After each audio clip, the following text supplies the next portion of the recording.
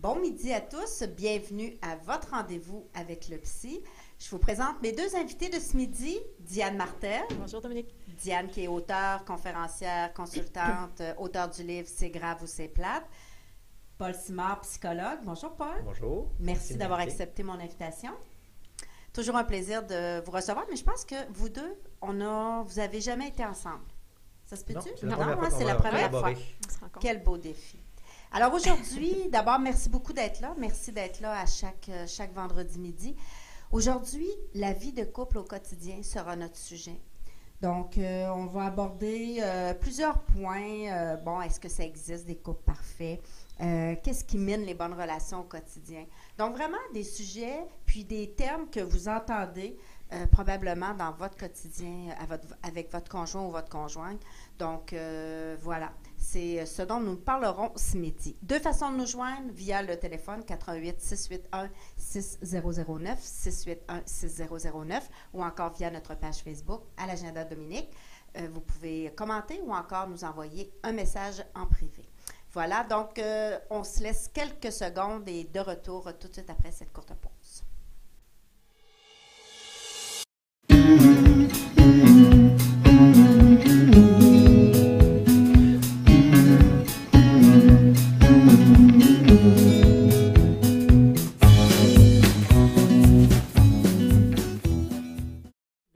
Et célibataire. Je me suis retenue. Je trouvais ça drôle, tu nommais tout, puis avant le titre. Non, mais moi, je l'ai noté, c'est bon.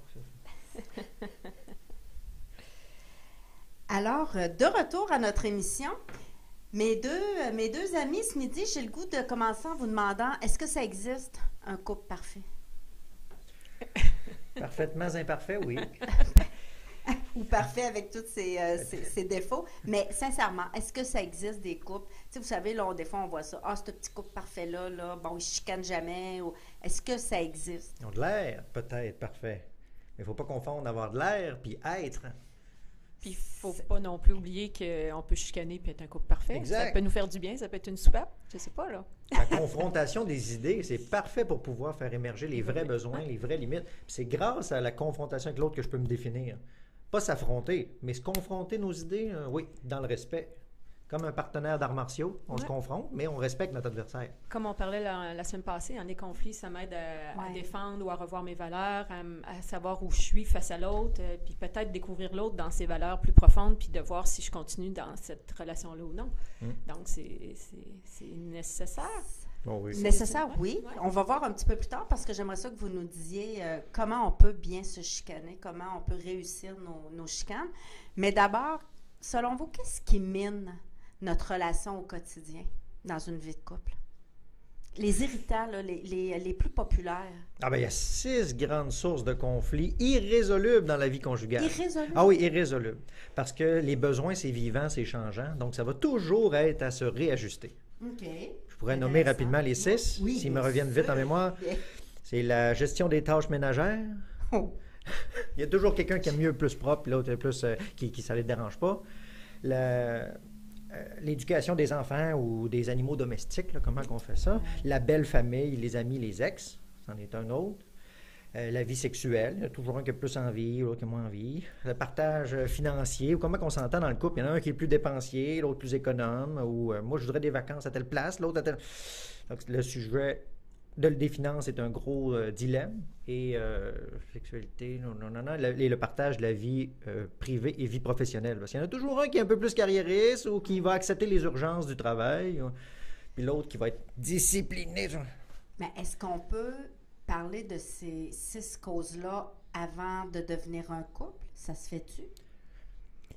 Ben, encore une fois, je vais te dire c'est grave ou c'est plate. Ben ce oui, qui vient ça. d'être nommé là, ça dépend pour moi, ça peut être plate, c'est résoluble, là, mais c'est plate jusqu'à quel point, ça mène quoi dans ma vie, c'est plate pour qui? Si c'est plate juste pour moi, comment je travaille avec ça? Si c'est plate pour les deux, est-ce qu'on met ça sur la table puis on en discute? Puis parce que moi, je crois qu'on peut se dire à un moment donné, bon, ben sur ce point-là, on n'est pas d'accord ou ça va pas bien, on en parle, on a trouvé telle solution, on revient pas là-dessus jusqu'à... Il y a ça aussi, là. Jusqu'où on amène ça? Est-ce que ces trucs-là qui sont plates, on l'amène dans le grave, puis là, ça dégénère? Donc, oui, je pense que c'est important d'en parler, même si on sait qu'il n'y a peut-être pas une issue facile ou satisfaisant pour les deux, mais de là à ne pas en parler, il y a une marge, là. Mais toi, Paul, de ton côté, est-ce que les couples peuvent apprendre puis être heureux quand même puis être respectueux l'un envers l'autre avec ces six défis auxquels ils vont faire face durant toute leur vie? Bien sûr, parce que si on se connaît nous-mêmes, on ne va pas imposer nos besoins, on va juste présenter nos limites et on va inviter l'autre à venir nous rejoindre. Mais l'idée de forcer sur l'autre, là, on n'est plus dans un couple où il y a du respect. Là. On est dans un couple où il va y avoir de l'utilité sur l'autre. Mais si on prend notre partenaire comme un objet utile qui sert à me satisfaire, il est fort probable que ça va crasher ou qu'il va y avoir un moment de l'autre. C'est ça. Pas bien. Mais comment on adresse ces demandes-là ou ces commentaires-là à l'autre? Ben moi, j'aime bien ton mot défi. C'est de dire, voici, au lieu de dire on a un problème, moi, j'aime bien dire on va se trouver des solutions. Mm-hmm. Est-ce qu'on a le goût d'investir là? Oui, ben on continue. Donc, moi, c'est dans ce sens-là de dire, je remarque que dans ces situations-là, je me sens comme ça. Puis, c'est de dire aussi qu'est-ce que je veux. Je vois souvent des gens qui se disent, j'aime pas ça quand tu fais ça, je veux pas aller à telle place en vacances. Ben si on veut avancer, disons donc ce qu'on veut. Encore une fois, j'en parlais la semaine passée. Donc, moi, pour mes vacances, j'aimerais aller là. Qu'est-ce que t'en penses? En partant, si je parle de moi, ben là, le côté utilitaire de l'autre est peut-être mis de côté, puis c'est ça qu'on veut si on veut former un couple qui s'aime. Si on veut former une équipe qui reste ensemble, puis qui se divise les tâches, puis qui se divise un compte conjoint, ben là, c'est une autre chose aussi. Donc, ça dépend de la définition du couple. Un couple d'amoureux, un couple de personnes qui travaillent comme un team, un couple d'amoureux qui sont là parce qu'ils ont une business ensemble. Là, ça dépend aussi. Absolument. Donc, t'avais-tu quelque chose à rajouter, Paul? Bien, les couples heureux, eux, vont désamorcer les conflits. Ils ne vont pas forcément mieux les régler que les couples malheureux. Mais les couples heureux, eux, ils vont trouver des stratégies différentes pour pouvoir s'assurer qu'ils se respectent les uns les autres en désamorçant les conflits. Ils ne vont pas tolérer une escalade bien longtemps. Parce qu'ils savent qu'en étant autonomes, en ayant un sentiment d'intégrité qui est clair, là, quels sont mes besoins, mes limites, bien, ça fait en sorte que je ne vais pas entrer dans une escalade où je vais créer un monde de guerre. Parce que ça ne m'intéresse pas, la guerre, à l'intérieur de moi. Ouais. Mais dans le fond, c'est quand on dit là, que si on pouvait résoudre le défi à la base, avant que ça devienne comme un gros conflit, ben on s'entend que c'est meilleur pour tout le monde. C'est intéressant de désamorcer, mais c'est intéressant aussi de savoir si je connais bien, comme je disais tout à l'heure, on est trois dans le couple, il y a moi, il y a l'autre, puis il y a le couple. Bien, c'est intéressant, des fois, on n'a pas besoin de désamorcer parce qu'on est allé en prévention. On sait que les vacances s'en viennent, on sait que c'est un sujet qui nous est pas tout à fait intéressant à toutes les années, c'est de dire, OK, on règle ça en mars, on n'attend plus en mai pour se chicaner, puis là, les réservations... Fait que c'est avant même de désamorcer, on peut être en prévention, on peut travailler avant ça. Puis le mot défi, là, est encore intéressant. Au lieu de dire, bon, on va chicaner, c'est un défi, on travaille ensemble, on est assez fort en tant que couple. Mais c'est possible de planifier, mais c'est une approche un peu rationnelle de la relation. Puis quand l'émotion embarque, ou quand je suis fatigué, ou quand je suis malade, quand j'apprends des mauvaises nouvelles, que je suis dans l'urgence de quelque chose, là, la planification rationnelle ne tient plus la route. Parce que l'humain, c'est multiple, ça a plein de composantes. Donc, quand la composante émotionnelle apparaît, ben là, c'est là qu'il est le temps de désamorcer. Puis, est-ce que ça se peut qu'on s'entende, par exemple, le sujet de l'argent, on n'en discute pas? Est-ce qu'on peut avoir cette entente-là? Il va craquer quelque part. Oui. Il va s'imposer, malgré lui, à travers les défenses, d'une manière ou de l'autre. Parce que c'est un sujet important. Puis si on base une relation en excluant un de ces sujets-là, en même temps, je sacrifie une partie de l'intimité, là. Fait que là, je risque de me rapprocher non pas vers une rencontre humaine riche, mais vers une relation plus utilitaire. Parce qu'il y a des choses à ne pas faire. Si j'ai un code de déontologie dans ma vie de couple, là, ça devient compliqué, là. Il faut que je calcule. Donc, un couple qui réussit au quotidien, qui continue d'être amoureux au quotidien, ben, doit vivre avec les 6 aspects là, qui sont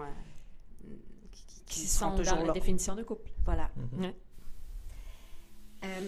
Est-ce que, de part et d'autre, là, du conjoint et de la conjointe, est-ce que les attentes peuvent être trop élevées, selon vous, l'un envers l'autre? Ben, ils peuvent être trop... c'est parce qu'on est deux dans un couple. Hein. Moi, je me suis fait dire ça, j'avais à peu près 16 ans, j'étais en couple, puis je racontais que je trouvais que mon copain était très patient. Puis une dame qui est dans ma vie depuis longtemps, ma deuxième famille, Madame Lessard, me dit « Ma fille, on est deux dans un couple. » Alors, si quelqu'un a des exigences trop élevées, puis que l'autre reste là, puis accepte, il faut aussi penser à ça, là. C'est que, oui, il y a des exigences trop élevées, mais si je suis d'accord pour rester là, si je suis d'accord pour leur répondre, ou à tous les fois on se confronte, mais il y a les deux parties qui y participent. Encore une fois, je pense qu'il faut que tu regardes ce que tu vaux, ce que tu penses que tu vaux, ton estime, pour avoir les attentes qui répondent à ce que tu veux pour ta qualité de vie. Ensuite, si l'autre c'est trop élevé ou pas assez élevé, bien là, ça dépend de sa réceptivité, ça dépend comment elle se voit. Fait que trop élevé, pour qui? À quel moment? Ça fait partie de l'engagement, je pense, la question des attentes. C'est que si je veux pouvoir m'engager avec l'autre personne, mes attentes, c'est sûr que je vais en avoir. Là. Je vais m'attendre à une certaine complicité, je vais m'attendre à un certain partage, je vais m'attendre à ce qu'on se rencontre d'une certaine manière conforme à mes besoins. Ou je vais m'attendre aussi à ce que l'autre réagisse d'une telle manière parce que je le connais, l'autre. Donc, les attentes, moi je suis allergique au mot « trop », mais les attentes font partie, selon moi, d'une des composantes essentielles, là, qui est celle de l'engagement. Puis est-ce qu'il serait important à ce moment-là de parler du but du couple? Si je sais pourquoi je suis en couple avec l'autre, bien là, les attentes vont peut-être être plus évidentes, ou je vais savoir ce que l'autre s'attend du couple ou de moi. Si je suis en couple pour ne pas vivre seul, si je suis en couple pour partager l'argent, si je suis en couple pour fonder une famille, il y a ça aussi, là.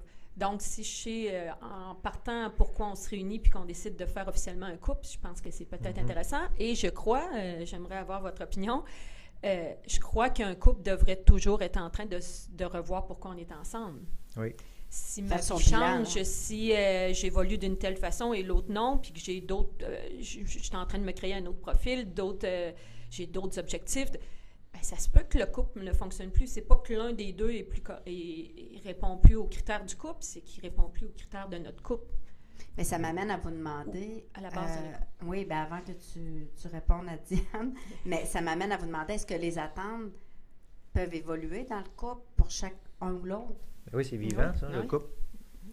Comme n'importe quoi, comme les besoins. C'est pour ça qu'il faut essayer de recréer des moments de mise à jour. Hein. Si ça ne peut pas se faire au quotidien parce que la routine est un lieu de sécurité, d'apaisement, bien, il va falloir créer un moment de discussion pour se coltailler les uns les autres. Là, Puis il y a la différence aussi entre besoin et envie. Quand même j'ai besoin ou j'ai envie, c'est quelque chose de vraiment grand. Quand c'est un besoin puis que ça répond à ce qui est fondamental pour moi, c'est peut-être même pas une attente envers l'autre que je dois avoir, c'est peut-être envers moi. Je vois beaucoup de gens, moi, en thérapie, qui ne se connaissent pas eux-mêmes. Oui, c'est ça. Et qui vont dire à l'autre, arrête de parler fort. Oh, mais puis toi, qu'est-ce que tu veux? Ben, j'y ai dit, là, j'ai dit arrête de parler fort. Non, là, tu es en train de gérer l'autre. Parle de toi. Moi, c'est ce que tu veux pas. C'est ça. J'aimerais qu'on parle doucement. Mais que c'est dur, ça, parler de soi, parce que ça implique toucher à nos vulnérabilités. Puis quand on gère l'autre, qu'on lui dit arrête de faire ça, bien là, ça fait pas mal. Là, c'est pas grave. Là, je m'expose pas. C'est ça. J'essaie juste de gérer le volume à l'extérieur de moi. Facile. Alors que parler de soi, j'ai mes forces, mais j'ai mes vulnérabilités, mes faiblesses. Puis là, le manque affectif peut tout troubler les capacités de raisonnement. Parce que l'autre est là, puis lui, il reçoit, là. Fait que si le volume est trop élevé, là, lui, il reçoit ça, puis il peut recevoir ça, peut-être pas de la bonne manière, là. Oui, puis moi, personnellement, en couple, j'ai pas le goût d'avoir une mère qui me dit quoi faire ou un père. J'ai le goût d'un compagnon avec qui j'avance, avec qui je travaille. S'il aime ça quand je parle doucement, puis que moi, j'aime parler fort, ben on va se parler là-dessus, mais j'ai pas le goût qu'il me dise si tu parles fort, ça n'a pas de bon sens ce que tu fais, est-ce que tu as de l'air, c'est pas... je veux pas être dans une relation où c'est mes parents... Oui, puis c'est comme si un parent est en train de m'éduquer sur qui je dois être, là. Fait qu'il y a ça aussi, quand on est trois dans le couple, pour moi, ça, c'est fondamental. Oui, c'est très important. On parlait tantôt, Paul, tu parlais des chicanes. On peut apprendre à chicaner. Parce que les chicanes, dans le fond, puis Diane, tu en faisais mention la semaine passée, les conflits, les chicanes, sont importants dans un couple. Oui. Mais quand tu dis ça à quelqu'un, c'est important d'apprendre à bien chicaner. Il te regarde comme si, ben non, mais il ne faut pas chicaner. Si on chicane, c'est parce que ça ne va pas bien. Ben, c'est l'affrontement, moi, que je crois qui est malsain. Un affrontement, il va sortir une seule personne du champ de bataille ou zéro, paf, paf, les gens s'entretuent. C'est un affrontement, c'est mortel. Alors qu'une confrontation, comme je disais tout à l'heure, c'est davantage relié à l'idée d'un partenaire d'entraînement. C'est que grâce à l'autre, je vais pouvoir mieux développer mes habiletés. Mais ça se peut que parfois, comme dans un entraînement de karaté, il y a un coup de poing qui se donne d'en face, puis ouch! Mais je respecte mon partenaire, donc on va pouvoir avancer ensemble. L'intimité de la vie de couple rapproche tout. Donc, il est possible qu'il y ait des coups qui se donnent, ouch, dans des zones sensibles. Mais si je respecte l'autre et que je me sens respecté, là, on va pouvoir résoudre là, un peu mieux le conflit. Avancer, ouais. c'est ça le but. Si c'est toujours d'avoir le dessus, de planter l'autre ou de jouer à la victime, ben là, à mon sens, je parle plus d'un couple qui se construit puis qui continue à avancer. Là, c'est une relation qui n'est pas à part égale, c'est pas une relation gagnante-gagnante, c'est pas... Et pour ceux qui nous écoutent, puis c'est vendredi ce soir, c'est la fin de semaine, mais ça se peut que la semaine, on ait cumulé beaucoup de petits reproches, de petites phrases, puis qu'on se dit « Ah, je suis plus capable ». Mais comment on se chicane? Avez-vous des trucs ce midi là, pour nos auditeurs? Est-ce que tu en as un qui... Ben, je disais tout à l'heure, je pense qu'il faut être capable de voir en prévention. Si je sais que les vendredis, j'arrive chez moi, puis c'est moi qui reçois les doléances, c'est moi qui reçois la semaine que mon conjoint a eue, ou ben c'est peut-être de se dire le vendredi, on va-tu un 5 à 7 chacun de notre côté, ou est-ce qu'on sort à l'extérieur, parce que sur un terrain neutre, c'est d'autres. Je peux pas vous dire quel truc, je peux vous dire qu'est-ce qui est bon chez vous, qu'est-ce que vous aimez faire ensemble, qu'est-ce qui serait plaisant. Je vous donne un exemple très anodin. Ici, les vendredis soirs, on a convenu par je ne sais pas quelle convention qu'il fallait faire l'épicerie, puis tous les vendredis soirs, on se dit en sortant de la job, attends, puis ben, l'épicerie, on peut-tu la faire ailleurs? Le calendrier n'a pas décidé là, qu'on l'a... Donc, c'est de voir ensemble qu'est-ce qui est plaisant, qu'est-ce qui est bon en tant que couple, puis le placer à des endroits stratégiques. Puis ensuite, rendu au 5 à 7, prendre un verre ou aller chez des amis qu'on aime beaucoup. Peut-être que là, notre semaine, on va avoir le goût de la partager autrement que d'entrer le vendredi soir en disant c'est là que ça se passe, puis je décharge mes... Donc, les trucs, c'est de savoir qu'est-ce qui vous unit, qu'est-ce qui vous fait sourire, dans quelle situation vous êtes bien. Puis ensuite, quand la situation arrive, ben on peut mieux la désamorcer si on n'a pas été capable de l'éviter. Moi, je dirais d'être responsable de soi. Si je suis inconfortable et qu'il y a quelque chose qui m'habite, qui ne fonctionne pas, c'est de se responsabiliser puis de soi-même l'aborder, soi-même le partager. Parce qu'il y a beaucoup de gens qui vont attendre que l'autre fasse le premier pas, comme par exemple dans la vie sexuelle. Il y a les deux qui sont frustrés, puis il y en a un qui porte ça à l'intérieur de lui, mais qui va pas dire « ben moi, j'avancerai pas, j'y dirai pas, j'attends qu'il fasse de quoi? » Ben oui, mais si c'est toi qui es frustré, tu vas te condamner toi-même. Alors que si tu prends possession de ta frustration, puis que tu vas voir en dessous, là, il y a un besoin en dessous de ta frustration. Puis dans la vie, on a le choix. Soit on agit la frustration, soit on agit le besoin qui va en dessous. C'est mieux d'agir le besoin. Ben oui, sauf que ça implique plonger dans notre frustration, dans notre souffrance interne. Puis ça, c'est ce que les gens ont bien de la misère à faire. Puis docteur, dites-moi. Moi, là, je sais qu'en situation où je me sens frustrée, où ça va pas bien, j'aime mieux dire, je vais reculer, je vais prendre mon temps seul, je serai pas agréable ou je serai pas respectueuse. Moi, j'aime mieux me retirer. Je ne fuis pas parce que j'annonce que je vais revenir. Ben oui. Est-ce que ça, c'est... Ben, c'est bon? Pour pouvoir être en intimité, il faut savoir s'aimer proche et s'aimer loin. Oui, puis être tout seul avec moi, être à l'aise avec moi-même. Oui. Okay, si je ne suis pas capable d'être loin, c'est que j'ai aucune capacité d'autonomie. J'ai constamment besoin de m'appuyer sur l'autre. Mais ça, c'est de la codépendance. Les couples à succès sont capables de s'aimer à distance. Puis ils sont capables de s'aimer proche. Parce que ce que je remarque, c'est que souvent, la personne qui est dans notre vie, qui est la personne qu'on aime le plus après soi, je le souhaite toujours, c'est cette personne-là qui reçoit nos travers, qui reçoit nos côtés noirs, tout ça.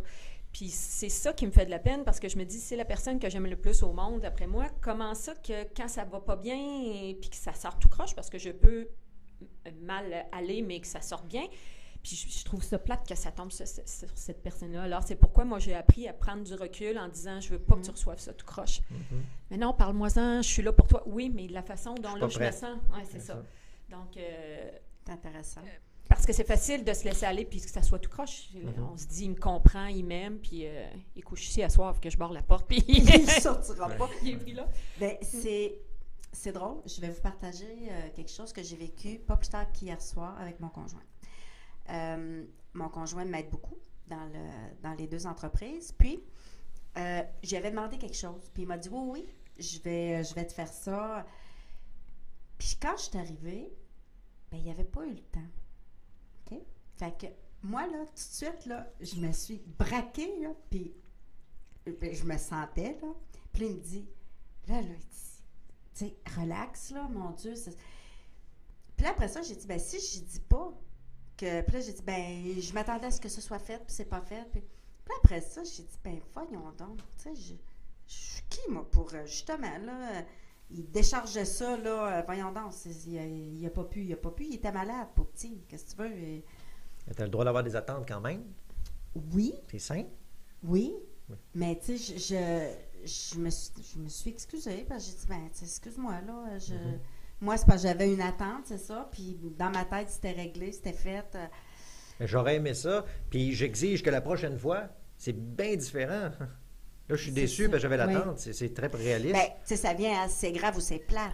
J'aimerais ça qu'on en parle. Puis moi, le mot attente, j'ai de la difficulté, contrairement à Paul. Là, j'essaie d'avoir des attentes envers moi et j'essaie de ne plus en avoir envers les autres.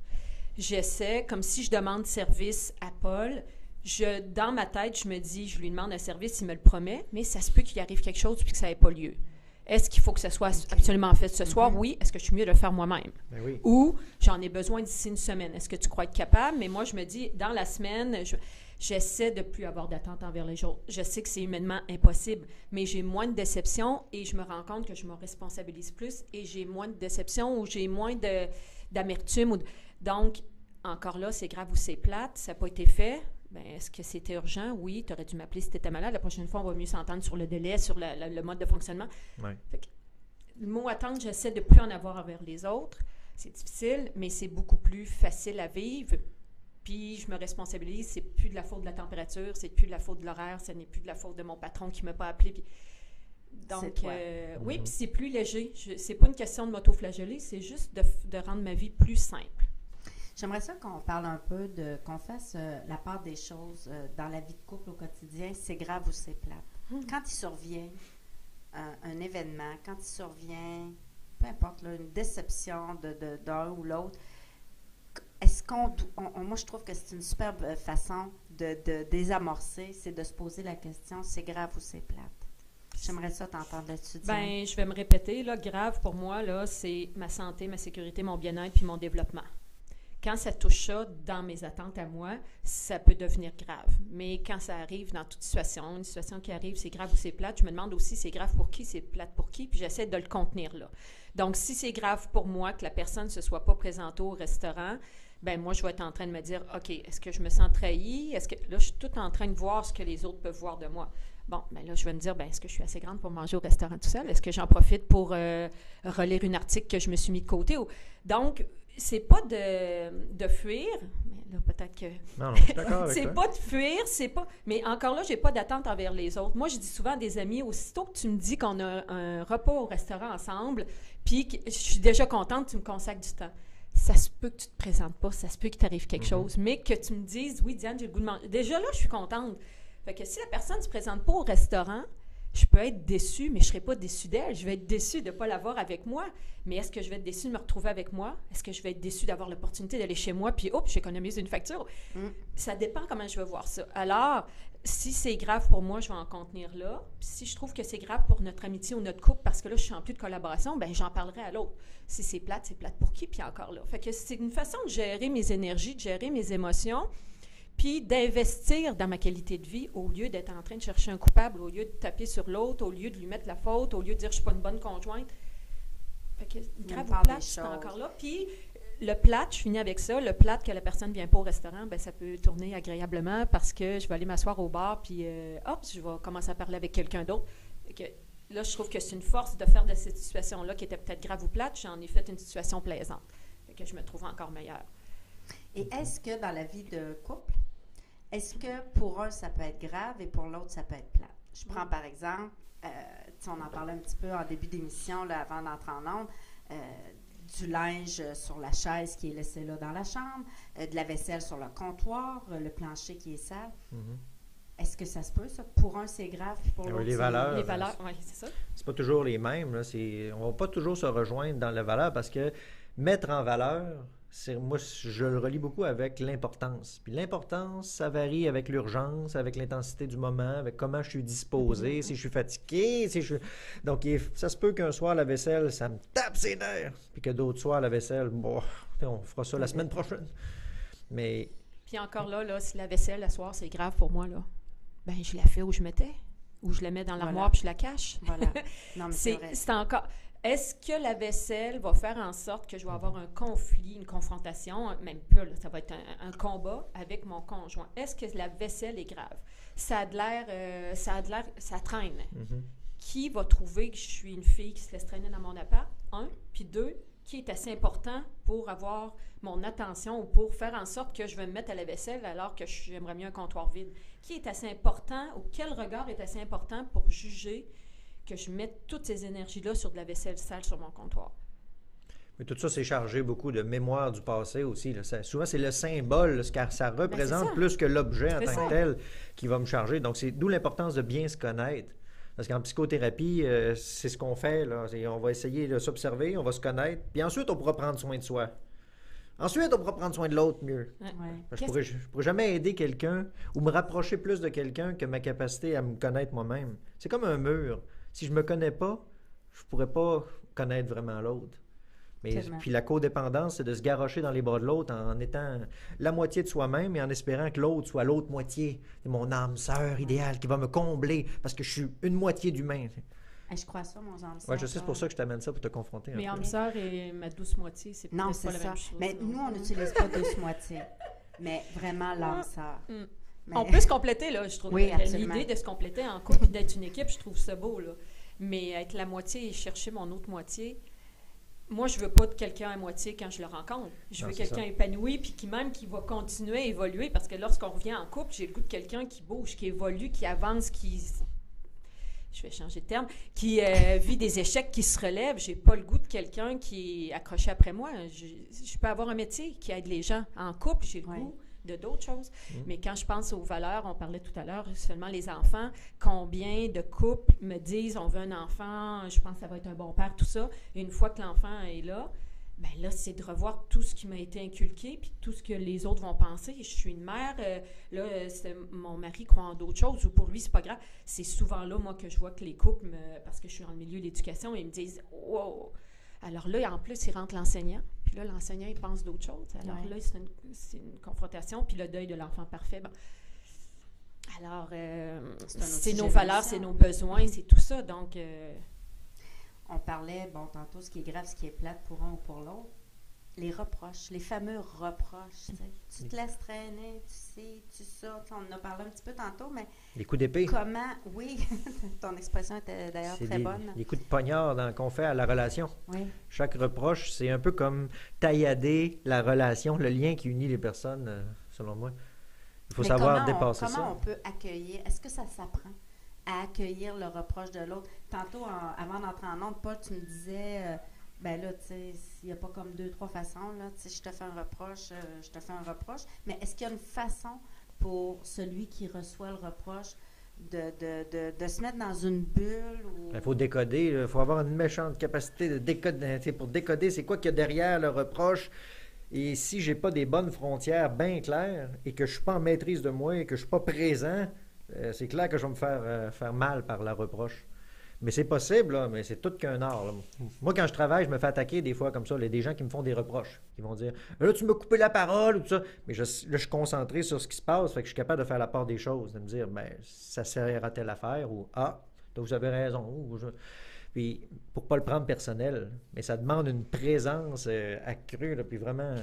Ben moi, je dirais comment formuler ce que je veux au lieu de dire comment, moi, dans l'autre partie du couple, je vais recevoir les reproches. Ce serait plutôt dire qu'est-ce que tu veux quand tu me parles de ça. Parce que reprocher, c'est ça, c'est facile. Puis on est dans un quotidien, puis si on vit ensemble en plus, puis si nos familles se rencontrent, puis nos amis, il y a ça aussi. Là. Moi, mixer tout ça, moi, je trouve ça difficile. Là. Ben, je trouve que c'est des belles solutions de garder nos amitiés, peut-être de... Ça sera un autre sujet. Il faut savoir ouvrir et savoir fermer. Puis quand on reçoit un coup de couteau, c'est normal de fermer. C'est ça. Oui, parce que ça fait mal. Puis si l'autre personne reste ouverte, alors qu'elle reçoit un coup de couteau, bien là, il y a quelque chose qui ne marche pas. Là. Donc, c'est de voir les reproches, est-ce que je les accepte, mais aussi, quel pouvoir je donne à l'autre. Oui. Si j'accepte de recevoir des reproches parce que j'accepte ou non, en principe. Puis si dans le couple, on décide qu'il n'y a pas de reproches, qu'il y a des affirmations de soi, qu'il y a un regard sur soi, puis dire « moi, je veux ça dans le couple » ou « je m'attends à ça de moi, donc je n'accepte pas ce genre de façon que tu m'expliques. » Fait que c'est encore là, si tu parles de toi, je crois que... Et pour ça, on peut pratiquer. à s'auto-observer, comme je disais tout à l'heure, que la première étape là, pour aller vers le soin ou le changement. Si je peux, moi, tu sais, je lance un reproche personnellement, puis que je m'en rends compte, ben, je peux dire « Oups! Ouais, en fait, ce que je voudrais dire, c'est... » Parce que la surprise, là, le « Oups! » Ah, tiens, je me rends compte que c'est une émotion qui permet de remettre les pieds dans le moment présent. C'est là qu'on reprend du pouvoir sur notre vie. C'est dans le moment présent. C'est pas dans le passé, c'est pas plus tard, c'est maintenant. Parce que il va venir les reproches, tout ça. Oui. Puis ce qui est intéressant aussi, ce que je fais souvent en éducation, c'est de dire, hey, ce que tu viens de me dire là, de la façon dont tu l'as fait, c'est ça que j'aime. Oui. Fait que de dire au conjoint, quand ça va bien, hey, ça, remarque ça, là, quand tu me parles comme ça, c'est plus facile pour moi à accueillir. Donc, là, encore là, je suis en train de l'encourager, puis je suis en train de m'affirmer en disant, voici ce que je veux. Au lieu de dire, j'ai ça quand tu cries après moi, c'est, hey, tu sais, quand tu viens me voir là, en fin de journée, puis qu'on est calme, ça, là, dans ces moments-là, là, les discussions pour moi sont beaucoup plus faciles, là, je m'ouvre. Donc, encore une fois, souligner ce que j'aime, puis ce que je vaux, puis ce que je veux, au lieu de reprendre quand ça va mal, parce que là, l'escalade est plus facilement, on est capable d'aller dans l'escalade. Oui, mais toi, l'autre fois, tu me dis ça, puis je n'ai pas parlé, puis là, on est dans les reproches, on est dans le passé, puis là, on ressort des vieux trucs, puis là, on dépousse. Il faut choisir être heureux ou avoir raison. Est-ce qu'on peut être heureux et avoir raison? Ben oui, donner-nous l'espoir. Oui, mais c'est rare que ça va se rencontrer, ces deux-là, dans la vie de couple. Okay. Parce que les besoins, parfois, vont tellement être lancés avec malhabileté, ou je vais tellement être, si je ne suis pas en train de me posséder moi-même, ou que là, puis l'autre me surprend, puis là, je n'étais pas prêt, ça se peut qu'à un moment donné, il faut que je choisisse, là, entre t'étonner mon bout, là, puis avoir raison, puis justifier, « Oui, mais la dernière fois, je te fais ça parce que tu me fais ça, puis là, je veux que ça soit juste et égal. » C'est un peu condamné à l'échec. Fait qu'il faut choisir intérieurement, je veux être heureux. Fait que moi, il y a des choses que je ne vais pas tolérer, puis il y a des choses que je vais être capable de laisser passer aussi. C'est aussi de le dire. Ça, je le laisse passer parce que je sais que ça te fait plaisir. Puis moi, ça va. En ce moment, dans ma vie, ça il y a ça aussi. Fait que je suis en train de dire à l'autre que j'ai un pouvoir sur mon bonheur. Puis ce qui se passe là, c'est pas que je me laisse piler dessus, ou c'est pas que je veux lui donner raison, ou c'est pas que je veux éviter une chicane. C'est ça. Quand ça va bien, dites-le donc à haute voix. Puis quand ça va mal, on baisse la voix. Donc, dans tout ce que Paul mentionne, c'est quand vous êtes dans les émotions négatives, fermez-vous. Prenez un break, puis dites-le, je te reviens quand je vais être un partenaire agréable. En ce moment, je ne serai pas un bon partenaire. Oui. Je vais me taire. Donc, quand vous êtes dans les émotions négatives, dans tout conflit, dans toute situation, on se tait ou on dit en ondes dans 10 minutes, je vais revenir, ou demain, ou on en reparle vendredi, on a un petit... Faites ça. Sinon, pas sinon. Faites ça, ça va aller mieux. Oui. Moi, j'ai déjà dit, crois pas qu'est-ce que je suis en train de te dire, là, je suis fâché. Bien, je trouve que c'est une belle façon d'entrer en matière, c'est-à-dire que tout de suite, on lui dit, gars, je suis fâchée, comment ça va sortir, les propos que je vais utiliser, bien, parce que parfois, on ne réussit pas à le retenir. Ça serait super de réussir à retenir les vidanges puis les affaires pas belles. Ouais. Mais moi, j'essaie en toute humilité, de présenter aux gens que c'est nécessaire d'apprendre à développer ces habiletés. Puis on ne peut pas les apprendre seulement intellectuellement. Il faut les apprendre en relation. Les blessures émotives, les blessures relationnelles, c'est en relation que ça se répare. Donc, c'est plate, mais ça se peut que mon conjointe, celle qui est le plus proche de moi, que j'aime le plus, c'est lui qui va être le plus magané aussi. Parce que c'est ça l'intimité. C'est comme des épées qui s'entrecroisent, selon moi. Puis à quel moment, la fameuse phrase, moi, qui me fait... avec laquelle j'ai la misère, « prends pas ça personnel ». Moi, quand quelqu'un me parle, puis on me dit « prends pas ça personnel », je fais souvent la blague de regarder en arrière pour savoir s'il y a quelqu'un d'autre qui va le prendre. Jusqu'à quel point cette façon d'agir-là ne devient pas je ne dirais pas abus, là, je ne le dirais pas dans le micro.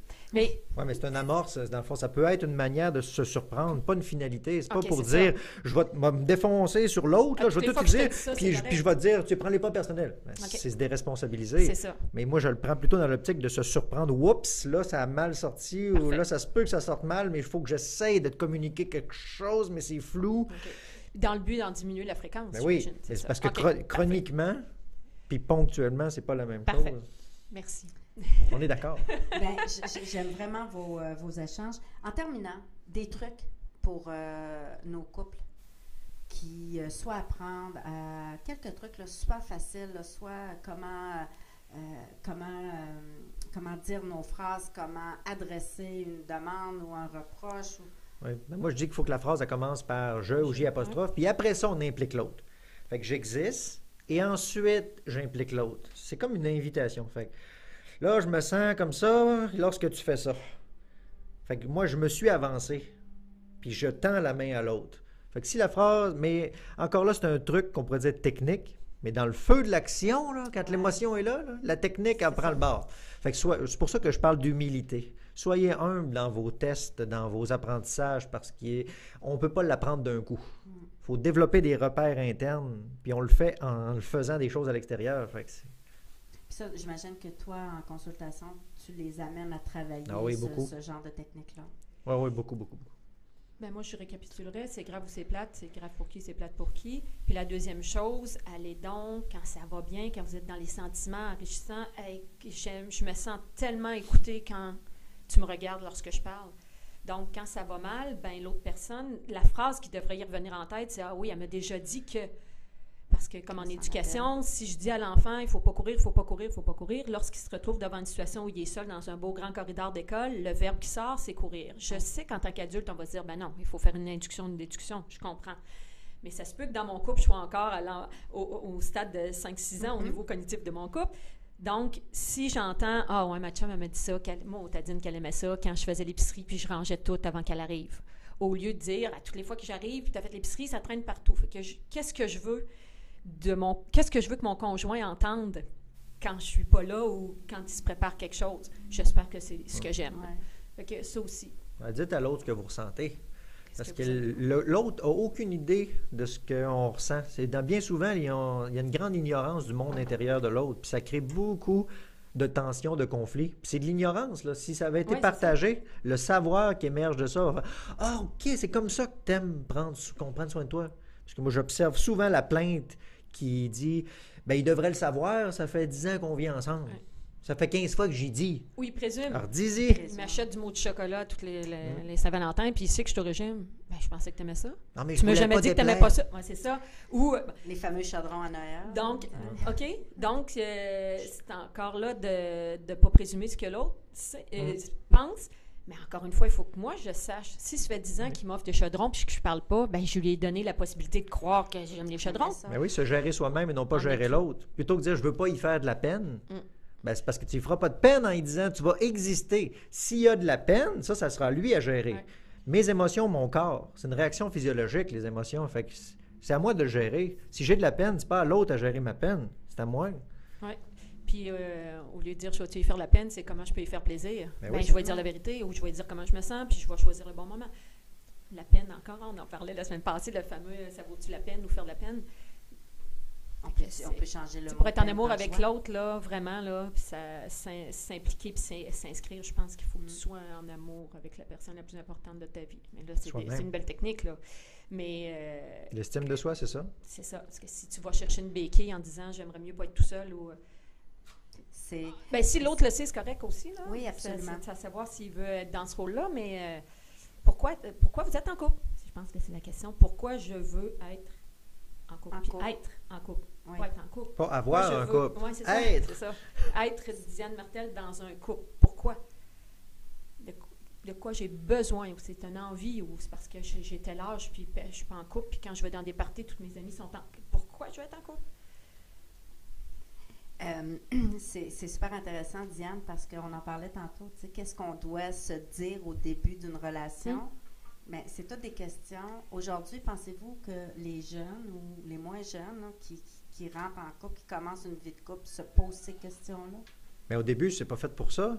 Au début, c'est l'idéalisation, c'est la séduction. Fait qu'on va essayer de rencontrer un inconnu. Fait qu'on va se montrer sur notre meilleur jour pour essayer de voir s'il y a une possibilité de rencontre. On va pas se mettre à dire, ben moi, là, ça passe pas tel sujet, là. C'est pas fait pour ça, le début. On peut pas y faire peur. C'est ça. Mais encore là, ça serait le fun. C'est ça. Si la logique prenait le dessus, c'est ce qu'on parlerait dès les premiers coups. Mais il y a une attirance physique, il y a les hormones, puis il y a tout ça, puis j'ai le goût de me rapprocher, ben c'est sûr que je vais me montrer ce monde. Effectivement. On va en reparler dans l'émission sur la séduction, là.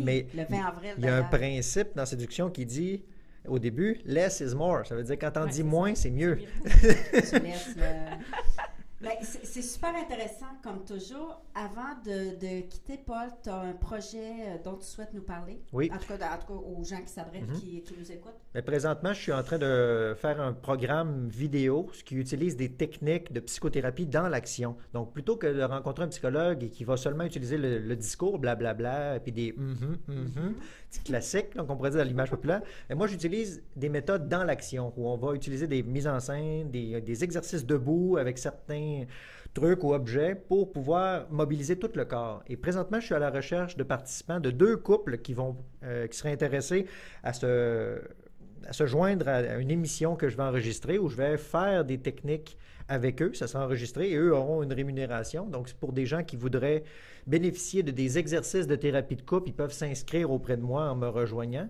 Moi, je vais faire l'inscription et le tri des personnes qui vont pouvoir participer à mon projet. Est-ce qu'il y a des âges? Est-ce qu'il y a des catégories de personnes? Ça peut être autant des jeunes couples que des couples matures ou des nouveaux couples de personnes âgées. Ça sera... Qu'est-ce que ces couples-là doivent avoir ou vivre un certain défi dans le couple? Ou, le couple est un défi. Donc, alors, c'est ça. Pas obligé que ce soit un couple déchiré. Tous les couples sont gagnants. Oui, c'est une invitation pour les gens qui veulent me rejoindre, si ça les intéresse, étant donné que ça sera sans frais pour eux et même que je vais leur offrir une rémunération pour participer à l'émission, étant donné que je vais pouvoir utiliser les documents ensuite. Alors, le meilleur moyen pour te joindre, Paul? Ce sera par téléphone au 418-679-7448 ou sur Internet si vous tapez Dr Paul Simard, psychologue. Mes coordonnées sont partout, tant courriel, Facebook, voilà. Bien, merci encore. Merci Dominique. Diane, merci. Toujours un plaisir de te recevoir. Paul aussi, tu es toujours le bienvenu. Vous êtes toujours les bienvenus. J'apprécie mes midis en votre compagnie. Merci beaucoup à vous d'avoir été là. Merci d'être toujours si présent puis de nous envoyer des commentaires. On aime ça. On est très ouvert à vos commentaires. Merci encore une fois. Je vous souhaite une belle fin de semaine. Vivez-les au maximum. Puis, dites-vous donc les vraies choses ce soir. Hein? Qu'est-ce que vous avez envie? Qu'est-ce que vous aimez moins? Puis oui, ce que vous aimez. Donc, sur ce, passez une excellente fin de semaine. Merci d'avoir été là.